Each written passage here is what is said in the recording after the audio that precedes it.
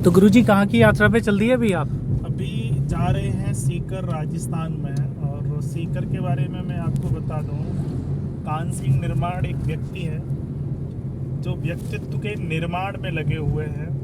और उस व्यक्तित्व के निर्माण में लगने से पूर्व उन्होंने कुछ वास्तविक बनाया है, देसी ग्रामीण गांव।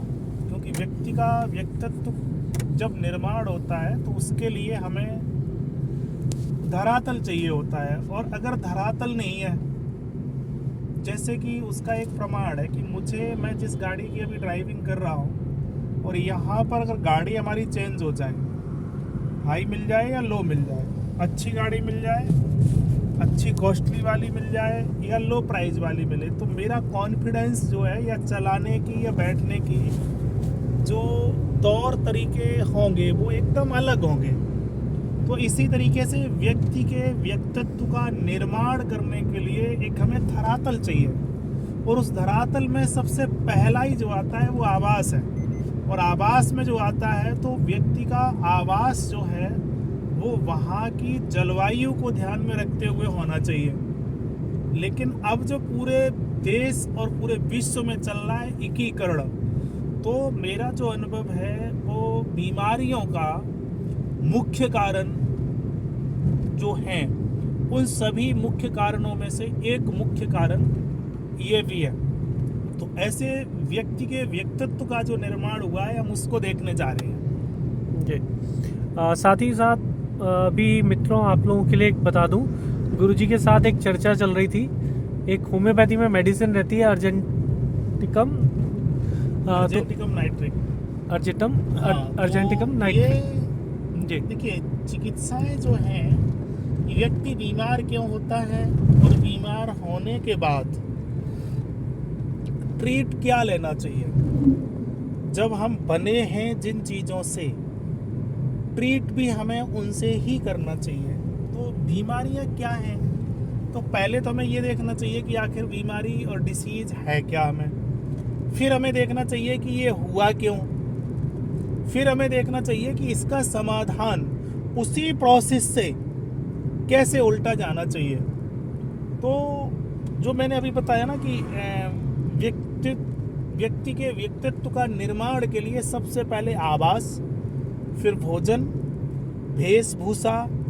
जब आप जिस कंपनी में, जिस गांव में, जिस क्षेत्र में, जिस जाति में, जिस धर्म में, जिस मजहब में, जिस मठ में, जिस मंदिर में, जिस गुरुद्वारे में, जहाँ की जो परंपराएं हैं, उस परंपराओं को अगर आप फॉलो नहीं करोगे तो स्वाभाविक है कि वो जो समुदाय है आपको वहाँ से हटा ही नहीं देगा, बल्कि आपके साथ में क्षति, हानि, नुकसान शारीरिक, मानसिक और आर्थिक करेगा। तो हम जिस मजहब यानी धर्म, हम जिस संस्कृति में पल बढ़ रहे हैं, ये एक मंदिर है। मंदिर में इसलिए बोल रहा हूँ ताकि ये समझ में आएगा। तो भारत एक मंदिर की तरह एक अपने आप में प्रारूप लिए हुए, समेटे हुए बैठा है। अब इसको हमें समझने के लिए उसके नियमों को अगर हम फॉलो नहीं करेंगे तो ये निश्चित है कि ये जो मजहब है, ये जो एक समुदाय है भारत का, जलवायु, पेड़ पौधे, अन्न, भोजन, वेशभूषा, भेषज, ये चीज़ें हमें क्षति थोड़ी नहीं बहुत ज़्यादा पहुँचाएंगी। तो अब दवाइयों की मैं बात करूं तो व्यक्ति का जो व्यक्तित्व है वो सबका एक अलग अलग है। और सबका अलग अलग है तो आदत, स्वभाव, विचार और व्यवहार भी सबके अलग अलग है।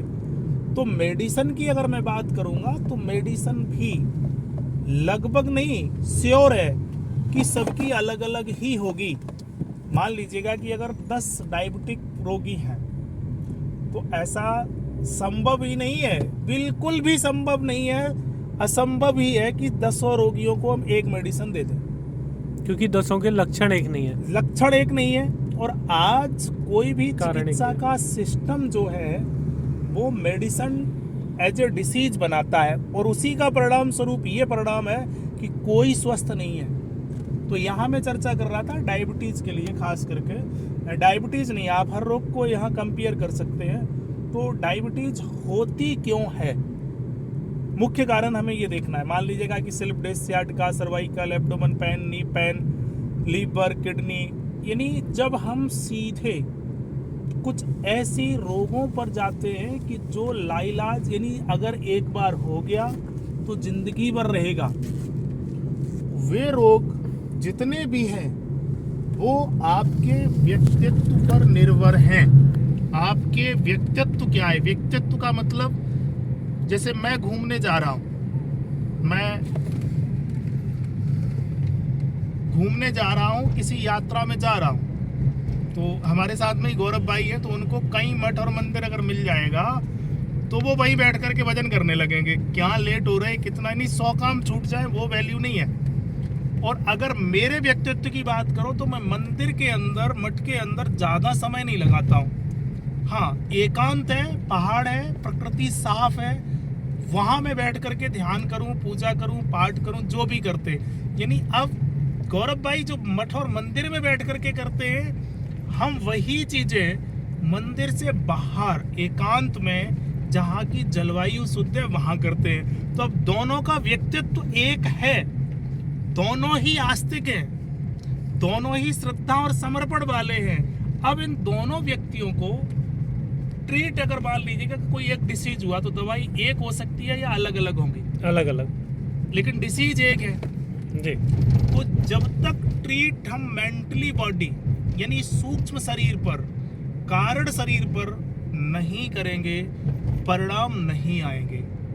अब यहीं पर मैं बात कर लेता हूं। तो फियर जो है, नहीं, डर जो है, संकोच जो है, इस समय पूरे देश की जितनी भी प्रजातियां हैं, उन सभी प्रजातियों में केवल एक मानव प्रजाति ऐसी है जो सबसे ज्यादा फियर, डर, संशय और संकोच में है।